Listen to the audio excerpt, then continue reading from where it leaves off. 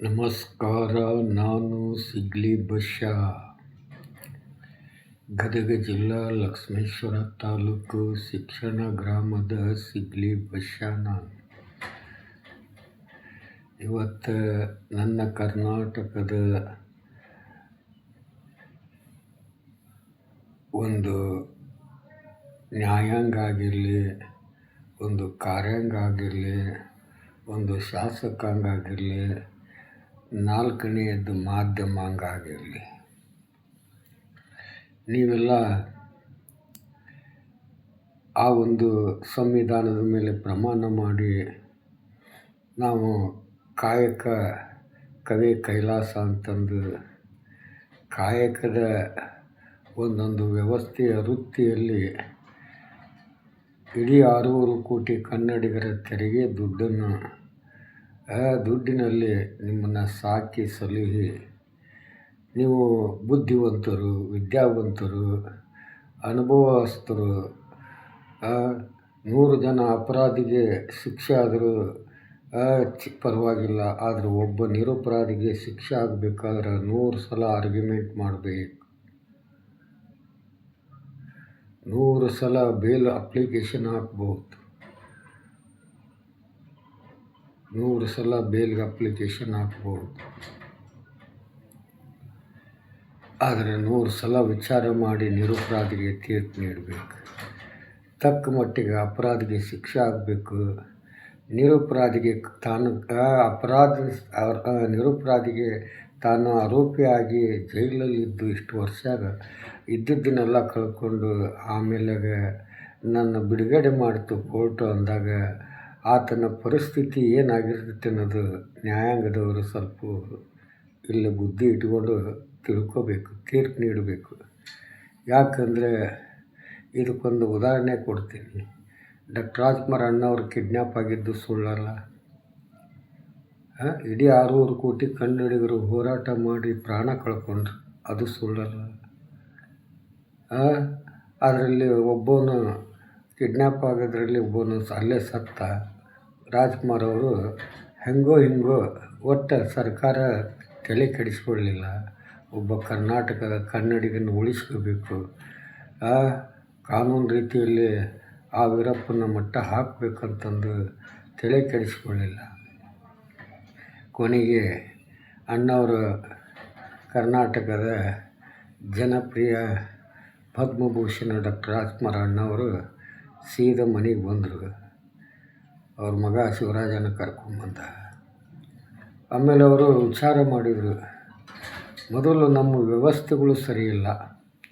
ಒಂದು ಕಾರ್ಯಾಂಗ ಆಗಲಿ, ಒಂದು ನ್ಯಾಯಾಂಗ ಆಗಲಿ, ಒಂದು ಶಾಸಕಾಂಗ ಆಗಲಿ, ಒಂದು ಮಾಧ್ಯಮಾಂಗ ಆಗಲಿ, ಯಾವುದೋ ಒಬ್ಬ ಅಪರಾಧಿ ತನ್ನ ಒಂದು ಬೇಡಿಕೆಗೋಸ್ಕರ ಒಬ್ಬ ಕರ್ನಾಟಕದ ಕನ್ನಡಿಗನ್ನ ಕಿಡ್ನ್ಯಾಪ್ ಮಾಡಿ ಕರ್ಕೊಂಡು ಹೋಗಿ 106 ದಿನ ಅವನು ಬಂಧನದಲ್ಲಿಟ್ಕೊಂಡು ಆತ ಬೇಡಿಕೆ ಇಟ್ಟಿದ್ದನ್ನು ಸರ್ಕಾರ ಒಪ್ಪದೇ ಇದ್ದಾಗ ಡಾಕ್ಟರ್ ರಾಜ್ಕುಮಾರ್ ಅಣ್ಣವ್ರ ಪ್ರಾಣ ಹೋದರೂ ಹೋಗಲಿ, ಆದರೆ ನಾವು ವೀರಪ್ಪನ ಆಸೆ ಈಡೇರಿಸಬಾರ್ದು ಅಂತಂದು ನಿರ್ಧಾರ ಮಾಡಿದರು. ಕೊನೆಗೆ ವೀರಪ್ಪನನ್ನು ಕೊಂದ ಹಾಕಿದ್ರಿ, ಎನ್ಕೌಂಟರ್ ಮಾಡಿದ್ರಿ. ಅವನು ಜೀವಂತವಾಗಿ ಇದ್ದಿದ್ದರೆ ನಿಜವಾಗಿ ಅವನದು ಒಂದು ಕತೆ, ವಿಚಿತ್ರ ಕತೆ ಆಗ್ತಿತ್ತು. ಆದರೆ ಇವತ್ತು ನನ್ನ ಕರ್ನಾಟಕದ ಎಲ್ಲ ವ್ಯವಸ್ಥೆಯಲ್ಲಿದ್ದವರು ಮೊದಲು ನೀವು ಮಡಿಯಾಗಿರಿ ಮತ್ತು ನಿಮ್ಮ ವ್ಯವಸ್ಥೆಗಳನ್ನು ಮಡಿ ಮಾಡಿಕೊಡ್ರಿ. ಏನು ನಿಮ್ಮ ವ್ಯವಸ್ಥೆಯಲ್ಲಿ 10 ಮಂದಿ ಪುಡಾರಿಗಳು ಇವತ್ತು 50ರಷ್ಟು ಏರಿದಾರಲ್ಲ, ಹೆಂಡ್ರಿಗೋಸ್ಕರ, ತನ್ನ ಮಕ್ಕಳಿಗೋಸ್ಕರ, ತನ್ನ ಸುಖಕ್ಕೋಸ್ಕರ ಇವತ್ತು ಲಂಚ ಅಂತಂದು ಇವತ್ತು ಲಂಚಕ್ಕೆ ಕೈ ಹಾಕಿ ಇವತ್ತು ಬುದ್ಧಿವಂತರು ತಮ್ಮ ವ್ಯವಸ್ಥೆಗಳನ್ನು ನರಕ ಮಾಡಿಕೊಂಡಿರಲ್ಲ, ಅದನ್ನು ಮಡಿ ಮಾಡಿರಿ. ಪರಿವರ್ತನೆಯ ಜಗದ ನಿಯಮ ಎದಕ್ಕಂತಾರೆ? ಕಾರಾಗೃಹಕ್ಕೆ, ಜೈಲಿಗೆ. ಈ ಸಿಗ್ಲಿ ಬಶ್ಯಾ ರಿಮಾಂಡ್ ಹೋಮ್ನಿಂದ ಹಿಡಿದು ಕತ್ತಲಕೋಣೆ ತಾಲೂಕು ಸಬ್ ಜೈಲಿನಿಂದ ಹಿಡಿದು ತಹಸೀಲ್ದಾರ್ ಸಬ್ ಜೈಲಿನಿಂದ ಹಿಡಿದು ಜಿಲ್ಲಾ ನ್ಯಾಯಾಲಯದಿಂದ ಹಿಡಿದು ಜಿಲ್ಲಾ ಜೈಲಿನಿಂದ ಹಿಡಿದು ಜಿಲ್ಲಾ ಕಾರಾಗೃಹದಿಂದ ಹಿಡಿದು ಸೆಂಟ್ರಲ್ ಜೈಲ್ವರೆಗೂ ಈ ಬಶ್ಯಾ 33 ವರ್ಷ ಆಲ್ ಕರ್ನಾಟಕ 7 ಸೆಂಟ್ರಲ್ ಜೈಲು ಸುತ್ತಿ ಪ್ರತಿಯೊಂದು ಆರೋಪಗಳ ಕಥೆಯನ್ನು ಜಾಸ್ತಿ ಸಮಯ ಜೈಲಲ್ಲಿ ತಗೊಂಡು ಜಾಸ್ತಿ ಕೆಲಸ ಆ ಒಂದು ಕಾನೂನು ವ್ಯವಸ್ಥೆಗೆ ತಲೆ ಕೊಟ್ಟು ನಾನು ವಿದ್ಯೆ ಕಲ್ತಿದ್ದೀನಿ. ಆ ವಿದ್ಯೆನ ನಿಮಗೆಲ್ಲರಿಗೂ ಹಂಚಿದರೆ 6.5 ಕೋಟಿ ಕನ್ನಡಿಗರು ವಕೀಲರಾಗ್ಬೋದು, ಪೊಲೀಸರಾಗ್ಬೋದು, ಪ್ರತಿಯೊಬ್ಬರು. ಅದಕ್ಕೆ ಓದಾಕ ಬರೋಕೆ ಬಂದ್ರೆ ಸಾಕು, ಅದಕ್ಕೇನು ಲೈಸೆನ್ಸ್ ಬೇಕಾಗಿಲ್ಲ. ವಾಕ್ ಸ್ವಾತಂತ್ರ್ಯ ಐತಿ, ನಿಮ್ಮ ಕೇಸಿಗೆ ನೀವೇ ವಾದ ಮಾಡ್ಬೋದು. ಆದರೆ ಅದಕ್ಕೊಂದು ನೀತಿ ಪದ್ಧತಿ ಅಂತಿರುತ್ತೆ. ಆ ಒಂದು ವ್ಯವಸ್ಥೆ ಕಲಿತು ನೀವು ಎಲ್ಲಿ ಬೇಕಾದ್ರೂ ಅನ್ಯಾಯ ಆದರೆ ನ್ಯಾಯ ಪಡಿಬೋದು. ಇದು ಅಪರಾಧ ಮಾಡಿದವನಿಗೆ ಶಿಕ್ಷೆ ಕೊಡಿಸ್ಬೋದು. ಈ ಒಂದು ತಲೆ ಪ್ರತಿಯೊಬ್ಬರ ತಲೆಯಲ್ಲಿ ನಾವು ತುಂಬಬೇಕಂತಂದು ಮಾಧ್ಯಮಗಳ ಮುಖಾಂತರ, ವಕೀಲರ ಮುಖಾಂತರ, ನ್ಯಾಯಾಧೀಶರ ಮುಖಾಂತರ ಮತ್ತು ರಾಜಕೀಯದವರ ಮುಖಾಂತರ ಮತ್ತು ಪ್ರಜೆಗಳ ಮುಖಾಂತರ ಎಷ್ಟೋ ಲಾಯರ್ಗಳು ನೀ ಬಿಗ್ ಬಾಸ್ ಹೋಗಬೇಕು ಕಾನೂನಲ್ಲಿ ಕೆಲವೊಬ್ಬರು 160ರಷ್ಟು ಒಳ್ಳೆಯ ಬುದ್ಧಿ ಹೇಳಿದ್ದಾರೆ, 140ರಷ್ಟು ಇಂಥವು ನನ್ನ ನೋಡಿ ಅಸಹ್ಯಪಟ್ಟಿದ್ದಾರೆ. ಎಷ್ಟೋ ನ್ಯಾಯಾಧೀಶರು ನನ್ನ ಹೊಗಳಿದ್ದಾರೆ. ಸ್ಕೂಲ್ ಮಕ್ಕಳನ್ನ ಕೋರ್ಟಿಗೆ ಕರೆಸಿ ಸರ್ವ ನ್ಯಾಯಾಲಯದಲ್ಲಿ ನ್ಯಾಯಾಧೀಶರು ವಿದ್ಯಾರ್ಥಿಗಳ ಮುಂದುಗಡೆ ನನ್ನ ವಾದ ಆಲಿಸಿದ್ದಾರೆ ಅಂದ್ರೆ ಕೇಳಿಸಿದ್ದಾರೆ ಅಂದರೆ ನನ್ನಂಥ ಅದೃಷ್ಟವಂತನೇ ಯಾರಿಲ್ಲ ಅಂತೀನಿ ನಾನು. ಅದಕ್ಕೆ ಮಾಧ್ಯಮಗಳಿಗೆ ಒಂದು ವಿಚಾರ ಹೇಳಬೇಕಂತೀನಿ, ನೀವೆಲ್ಲರೂ ಅರ್ಥ ಮಾಡಿಕೊಳ್ಳಿ. ನೀವು ಚಾರ್ಜ್ ಓದಿರಲ್ಲ, ಸೆಕ್ಷನ್ 1 ಕಲ್ತ್ಕೊಂಡು ಜೈಲು ಒಂದು ಹಿಸ್ಟ್ರಿ ಓದ್ಕೊಂಡು ಬಿಟ್ಟರೆ ನಿಮಗೆ ಕಾನೂನಲ್ಲಿ ನ್ಯಾಯ ಪಡ್ಕೊಳಕ್ಕಾಗಲ್ಲ. ಇವತ್ತು ನೀವು ಎಷ್ಟು ಎಲ್ಲ ಮಾಧ್ಯಮಗಳು ಸ್ವತಂತ್ರ ಸಿಕ್ಕ ಇಲ್ಲಿವರೆಗೂ ಎಷ್ಟು ಮಂದಿ ಕೊಲೆ ಆದರು, ಎಷ್ಟು ಮಂದಿ ಅತ್ಯಾಚಾರ ಆದರು, ಎಷ್ಟು ಮಂದಿ ದೇಶದ್ರೋಹಿಗಳಾದರು, ಎಷ್ಟು ಮಂದಿ ಕಳ್ಳರು, ಡಕಾಯಿತರು, ರಾಬ್ರಿ, ಬಂಡವಾಳ ಶಾಹಿಗಾರರು, ಲೋಕಾಯುಕ್ತರು, ಜಡ್ಜ್ಗಳು ಎಲ್ಲ ಅಪರಾಧ ಮಾಡಿದಾರಲ್ಲ. ಅದು ಅಷ್ಟು ಕೊಲೆಗಳು, ಅಷ್ಟು ಅತ್ಯಾಚಾರಗಳಲ್ಲಿ 100ಕ್ಕೆ 5ರಷ್ಟೇ ಶಿಕ್ಷೆ ಆಗಿದೆ. 100ಕ್ಕೆ 5ರಷ್ಟು ಅಷ್ಟೇ ಶಿಕ್ಷೆ ಆಗಿದೆ.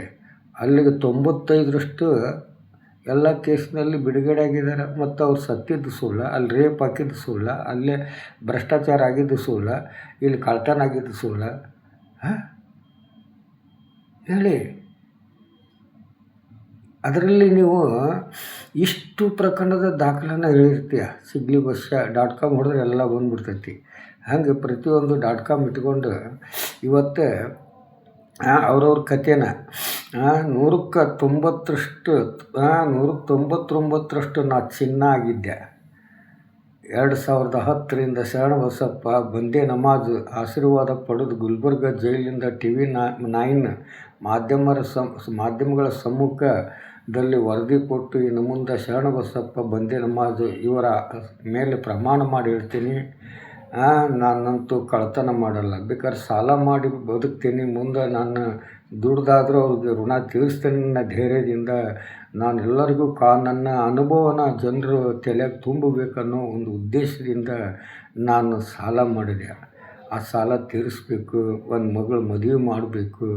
ಅದಕ್ಕೆ ಇವತ್ತಿಗೂ ಇಷ್ಟು ಯೂಟ್ಯೂಬ್ನಲ್ಲಿ ನಾನು ಎಲ್ರಿಗೂ ವರದಿ ಕೊಟ್ಟಿದ್ದೀನಿ. ಯಾರಾದ್ರೂ ₹10 ತಗೋ ನಿನ್ನ ಸಂಸಾರಕ್ಕಂತ ಏನಾದರೂ ಕೊಟ್ಟಿದ್ದಾರಾ ಹೇಳಿ? ಕಲಾ ಮಾಧ್ಯಮದಲ್ಲಿ ಎಷ್ಟು ಓಡ್ತು.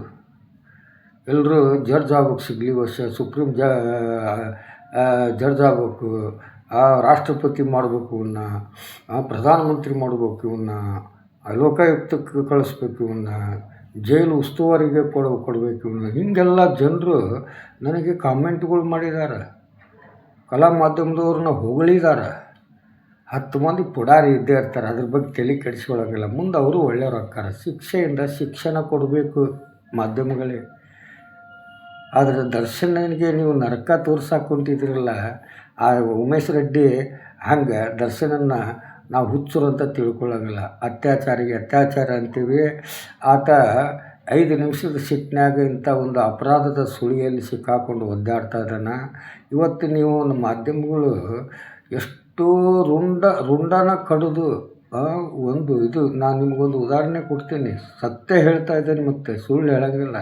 ಇದೇ ಹೋಗ್ರಿ ಕೊಪ್ಪಳ ಜಿಲ್ಲಾ ಕೊಪ್ಪಳ ಜಿಲ್ಲಾ ಮತ್ತು ಕುಷ್ಟಗಿ ತಾಲೂಕು ಹನುಮಸಾಗರ ಅಂತಂದು ಒಂದು ಟೌನ್ ಇದೆ. ಆ ಟೌನ್ನ ಪೊಲೀಸ್ ಸ್ಟೇಷನ್ನ ಸಂಬಂಧಪಟ್ಟಂಥ ಒಂದು ತಾಂಡಾದಲ್ಲಿ ರುಂಡವನ್ನು ಚೆಂಡಾಡಿದ ಗಂಡುಗಲಿ ರಾಮ ಅಂತಂದು ಆ ಒಂದು ಹುಡುಗ 18-19 ವಯಸ್ಸಿನ ಹುಡುಗ ಅವ್ರ ಅಕ್ಕಗೆ ಒಬ್ಬನು ರೌಡಿ ಥರ ಎಲ್ಲ ಅಲ್ಲಿ ತಾಂಡಾದಲ್ಲಿ ಎಲ್ರಿಗೂ ಒಂಥರ ರೌಡಿಯಾಗಿ ನನ್ನ ಅಕ್ಕನಿಗೆ ಅತ್ಯಾಚಾರ ಮಾಡಿ ಆಕೆಗೆ ಹಿಂಸೆ ಕೊಡೋದು, ಹೊಡೆಯೋದು, ಆವಾಜ್ ಹಾಕೋದು, ಕುಡಿದು ಬಂದು ಮನೆ ನುಗ್ಗು ಹೊಡೆಯೋದು, ನಮ್ಮ ಅಕ್ಕನ ಮಗಳಿಗೂ ಹೊಡೆಯೋದು, ಹೀಗೆಲ್ಲ ಮಾಡೋದನ್ನು ಎಷ್ಟಂತ ಸಹಿಸ್ಕೊತಾರೆ.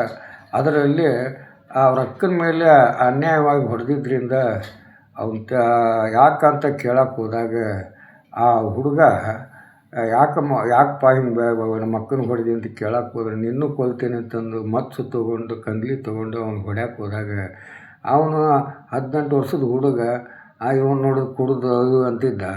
ಅವನು ಹೊಡೆಯೋದು ಕಸ್ಕೊಂಡವನ ತೆಗೆದು ಒಂದು ರುಂಡ ಹೊಡೆತಕ್ಕೆ ರುಂಡ ಹರಿಸ್ಬಿಟ್ಟ. ಮುಂಡ ತಳಗೆ ಬಿತ್ತು, ರುಂಡ ಅಷ್ಟು ದೂರ ಹೋಗಿ ಬಿತ್ತು. ಆ ರುಂಡ ತೊಗೊಂಡು ಕೂದ್ಲಕ್ಕೆ ಹಗ್ಗಕ್ಕೆ ದಾರ ಕಟ್ಟಿ ಸೈಕಲ್ ಕಟ್ಟಿಕೊಂಡು ಇದೇ ಹನುಮಸಾಗರ ಪೊಲೀಸ್ ಸ್ಟೇಷನ್ಗೆ ಹೋದವ, ಕುಷ್ಟಗಿ ತಾಲೂಕು. ಹೋಗಿ ನೋಡ್ರಿ ನನಗೆ ಹಿಂಗೆಲ್ಲ ಆಗಿತ್ತು, ಅದಕ್ಕೆ ಇವನು ಕೊಲೆ ಮಾಡಿದ್ದೀನಿ ಅಂತ ಪೊಲೀಸ್ ಸ್ಟೇಷನ್ಗೆ ಒಪ್ಕೊಂಡ. ಅವನು ನಿಜವಾಗಿ ಪೊಲೀಸ್ ಸ್ಟೇಷನ್ಗೆ ಹೋಗಿ ಒಪ್ಕೊಳ್ಳೋದನ್ನು ನ್ಯಾಯಾಲಯಕ್ಕೆ ಹೋಗಿ ಅವನು ಅಲ್ಲಿ ಹೋಗಿ ಸ್ವಾಮಿ ಆ ರುಂಡ ಹಿಡ್ಕೊಂಡೋಗಿ ನ್ಯಾಯಾಲಯಕ್ಕೆ ಹೋಗಿ ತೋರಿಸ್ಬಿಟ್ಟಿದ್ರೆ, ನೋಡಿರಿ ನಾನು ಹಿಂಗಾಗಿತ್ತು, ಹಿಂಗೆ ಕೊಂದೇನೆ ಅಂತ ಕರೆ ಆಗಿದ್ದರೆ ಅವನಿಗೆ ಆದರೂ ಆಗ ಶಿಕ್ಷೆ ಕೊಡೋಕೆ ಬರೋಂಗಿಲ್ಲ, ವಿಚಾರಣೆ ಮಾಡೇ ಕೊಡಬೇಕು. ಯಾವ ಮನುಷ್ಯನಿಗೂ ಒಪ್ಕೊತೀನಿ ಅಂದರೂ ಕಾನೂನು ಒಪ್ಪಂಗಿಲ್ಲ. ಅದು ನಾಳೆ ಮತ್ತು ಮುಂದೆ ಅಪ್ಪೀಲ್ ಹೋಗ್ತಾನಿವ, ನನಗೆ ಅಲ್ಲಿ ಅನ್ಯಾಯ ಆಗೈತೆ ಅಂತ 100 ಕಾರಣ ತುಂಬಿ ಹೀಗೆಲ್ಲ ಆಗಿ ಇಂಥವೆಲ್ಲ ವಿಚಾರಗಳನ್ನ ನಿಮ್ಗೆ ಯಾಕೆ ಹೇಳ್ತೀನಿ ಅಂದರೆ, ಬಿಡ್ರಿ ಅದೇನೆಲ್ಲ. Had the crime but not the criminal. ನೀವು ಅವನ್ನ 5 ನಿಮಿಷದ ಸಿಟ್ಟಿಗೆ ಏನೋ ಒಂದು ಕೊಲೆ ಆರೋಪದಲ್ಲಿ ದರ್ಶನ್ ಅವರು ಸಿಕ್ಕಾಕೊಂಡಾರ ಅಂದಾಗ ಆ ಒಂದು ಜೈಲು ಹೆಂಗೆ ಇಡಬೇಕು ಅನ್ನೋದು ನೀವು ಎದಕ್ಕಿರೋದು ಮಾಧ್ಯಮಗಳು. ಒಂದು ಸಲ ನೀವು ಜೈಲಿಗೆ ಕೋರ್ಟ್ ಪರ್ಮಿಷನ್ ತೊಗೊಂಡು ಜೈಲು ಒಳಗಡೆ ಹೋಗಿ ಏನಾದರೂ ನೋಡಿದ್ದೀರಾ? ಹೇಳಿ. ಅದೇ ಪೊಲೀಸರು ಎಲ್ಲರ ಜೊತೆಲಿ ಹೋಗಿ ಏನಾದರೂ ಒಂದು ಅಪರಾಧ ನಡೆದಾಗ ಮಾತ್ರ ನಿಮ್ಮನ್ನು ಒಂದು ಅವಕಾಶ ಕೊಡ್ಬೋದು. ಆದರೆ ನೀವು ಎಲ್ಲಿ ಬೇಕಾದಲ್ಲಿ ಹೋಗಿ ಬರ್ತೀವಿ ಅಂತಿರಲ್ಲ, ಒಂದು ಜೈಲು ಒಳಗಡೆ ಹೋಗಿ ಒಂದು ವಿಡಿಯೋ ಮಾಡ್ಕೊಂಬರೋಕ್ಕಾಗುತ್ತೆ ನಿಮಗೆ? ಆದರೆ ಈ ಸಿಗ್ಲಿ ಬಸ್ಸ ಮಾಡ್ಕೊಂಬರ್ತಾನೆ. ಯಾಕೆ ಹೇಳ? ನಾನು ಬಳ್ಳಾರಿ ಜೈಲಿನ ಮುಂದ್ಗಡೆನೇ ಹೇಳಿದ್ದೆ ನಿಮಗೆ. ಅದಕ್ಕೋಸ್ಕರ ನಾನು ಹೇಳೋದು ಅರ್ಥ ಮಾಡಿಕೊಳ್ಳಿ ಮಾಧ್ಯಮಗಳೇ. ಶಿಕ್ಷೆಯಿಂದ ಶಿಕ್ಷಣ ಕೊಡೋದನ್ನು ಪಾಠ ಕೊಡಿ. ಯಾರೇ ಅಪರಾಧಿಗಳಾಗಿರಲಿ ಅವ್ರಿಗೆ ಶಿಕ್ಷೆಯಿಂದ ಶಿಕ್ಷಣ ಕೊಡಿ.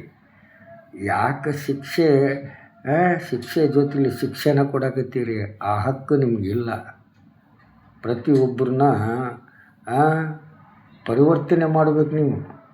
ಅದು ಬಿಟ್ಟು ಕ್ರೈಮ ಜಾಸ್ತಿ ಬೆಳೆಸ್ಕೊಂಡು ನಿಮ್ಮ ಚಟಕ್ಕೋಸ್ಕರ ನಿಮ್ಮ ಹವ್ಯಾಸಕ್ಕೆ ಒಬ್ಬ ಪತ್ರಕರ್ತ ಅಂದರೆ ಹೆಂಗಿರ್ಬೇಕು? ಹೆಂಗಿರ್ಬೇಕು ಪತ್ರಕರ್ತ ಅಂದರೆ? ಯಾರ ವಿಚಾರನ ಸೂಕ್ಷ್ಮ ಗಮನಿಸ್ಬೇಕು. ಯಾರ ಹಂಗಿನಲ್ಲಿನೂ ಆತ ಇರಬಾರ್ದು. ಆಗ ಅವನ ಶ್ರಮದಿಂದನೇ ದುಡ್ದು ಆ ದುಡ್ಡಿನಲ್ಲಿಂದನೇ ಅವನ ತೂಕ ಎಷ್ಟೈತೆ ಅಷ್ಟೇ ಜೀವನ ಮಾಡಿ ಹೋರಾಟಕ್ಕೂ ಒತ್ತು ಕೊಟ್ಟು ಸಂವಿಧಾನನ ರಕ್ಷಣೆ ಮಾಡಬೇಕನ್ನಂಥ ಯಾರ ತಲೆಯಾಗಿರುತ್ತೆ ಅವರು ನಿಜವಾದ ಪತ್ರಕರ್ತರು. ನೀವೆಲ್ಲ ನೋಡು, ಅಜಿತ್ ಹನುಮಕ್ಕನವರು ದೊಡ್ಡ ಆಚಾರ್ಯ ಹೇಳ್ತಾನೆ ಮಗವ. ಅವನು ಎಷ್ಟು ತೂಕಿದ್ದ, ಅವನು ಹೆಂಗಾದ, ಈಗ ಹೆಂಗಾಗ್ಯಾನ ಲೆಕ್ಕ ಕೊಡ್ತಾನೆ. ಲೆಕ್ಕ ಕೊಟ್ಟಿರೋದ್ರಲ್ಲಿ ಕ್ರಿಶ್ಚಿಯನ್ ಲೆಕ್ಕನ ಜಾಸ್ತಿ ಇರ್ತೈತಿ.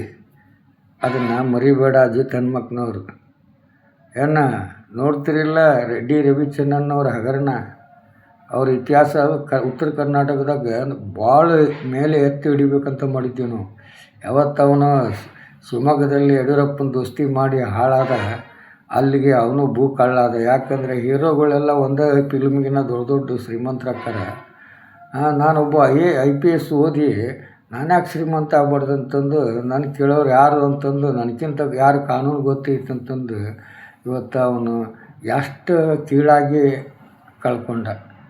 ಅರ್ಥ ತಿಳ್ಕೊಳ್ಳಿ. ನಾನು ಬೆಂಗಳೂರಿನಲ್ಲಿ ಎಲ್ಲ TV ಮಾಧ್ಯಮದವ್ರ ಹತ್ರ ಪ್ರೆಸ್ ಮೀಟ್ ಮಾಡಿದವನು. ನಾನು ನಿಮ್ಮ ಗುಣಾನುಗಳನ್ನು ತಿಳ್ಕೊಂಡವನು. ನಾನು ನೋಡೋ ಬಸ್ಯ ನಮ್ಗೆ ನಾವೇ ನೀನು ಎತ್ತಿ ಹಿಡ್ದೀವಿ, ನೀವು ನಮಗೆ ಬೈತೀವಲ್ಲೋ ಬಸ್ಯ ಅಂತ ಹೇಳಿಬಿಡಿ. ನಾನು ಗುರು ಗೋವಿಂದಜ್ಜನಕ್ಕಿಂತನೂ ಒಂದು ವಿದ್ಯೆ ಜಾಸ್ತಿ ಕಲಿಬೇಕನ್ನಂಥ ಸರೀಫನ ತತ್ವ ಹಿಡ್ಕೊಂಡು ನಡೆದವ ನಾನು. ರಾಮ್ ಇದ್ದ ಗ್ರಾಮದ ರಹೀಮ್ ಇರಬೇಕು. ಇದು ನನ್ನ ಹೋರಾಟ.